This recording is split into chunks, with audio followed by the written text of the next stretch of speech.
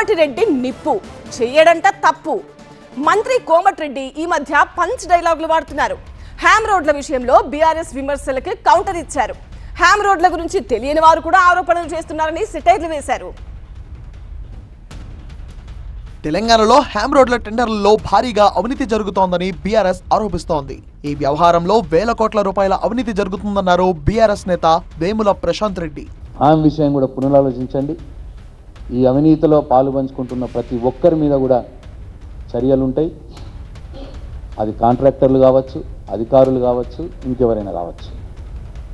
మేము అనేక ఫోరంలలో దీని ఇష్యూని తీసుకోబోతున్నాం.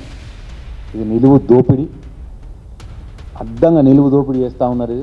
కాబట్టి ఈ అన్ని విషయాలు కూడా తెలంగాణ సమాజం, తెలంగాణ ప్రజలు గమనించాలని చెప్పి నేను కోరుతూ బీఆర్ఎస్ నేతల విమర్శలకు కౌంటర్ ఇచ్చారు మంత్రి కోమటిరెడ్డి. హ్యామ్ రోడ్ల గురించి ప్రశాంత్ రెడ్డికి ఏం తెలుసని ప్రశ్నించారు. ఒక్కొక్క వర్క్ 10 మంది 15 మంది నార్త్ ఇండియాకి వెళ్ళి బయట కంపెనీకి వెళ్ళి కోడ్ చేసినట్టు ఆన్లైన్లో తెలిసింది.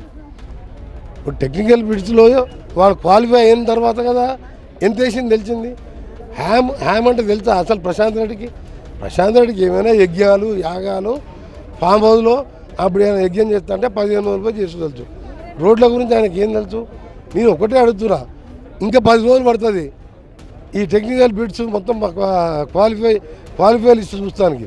ఆ థర్డ్ పార్టీ కన్సల్టెంట్ మా ఇంజనీర్స్ కూర్చొని ఈ ఇళ్ళ వచ్చిన లోయెస్ట్ బిడ్కు ప్లస్ రేట్స్ అన్నారు. వాళ్ళు అప్పుడు వేసిన రేట్స్ కంటే ఇవాళ ప్రశాంత్ రెడ్డి ఇచ్చిన రేట్స్, ఆ రేట్స్ మేము ఎంత రోడ్కి వేసింది, మా కాంట్రాక్ట్ ఎంత కోట్ చేసింది, ప్రైస్ బిడ్ ఓపెన్ చేస్తే తెలుస్తుంది. టెండర్ల విషయంలో చాలా జాగ్రత్తగా వ్యవహరిస్తున్నామన్నారు మంత్రి. టెండర్ రోడ్లు బాగుపడద్దు, ఇవన్నీ వేస్తే ఏంటంటే ఇప్పటికే పార్లమెంట్లో గుండు సున్నా వచ్చింది, మున్సిపాలిటీలో పోయినాము, సర్పంచ్లో పోయినాము. నెక్స్ట్ టైం మళ్ళా గవర్నమెంట్ కాంగ్రెసే వస్తుందని. కోమటిరెడ్డి నిప్పు చెయ్యడు తప్పు అన్నారు ఆయన. కావాలంటే తన గురించి నల్లగొండలో అడగాలన్నారు వెంకటరెడ్డి. అయినా నేను కన్సర్న్ మినిస్టర్గా హామీ ఇస్తున్నా, నేను మినిస్టర్గా ఉన్నంత వరకు నాకు పదవి అనేది పెద్ద లెక్క కాదు.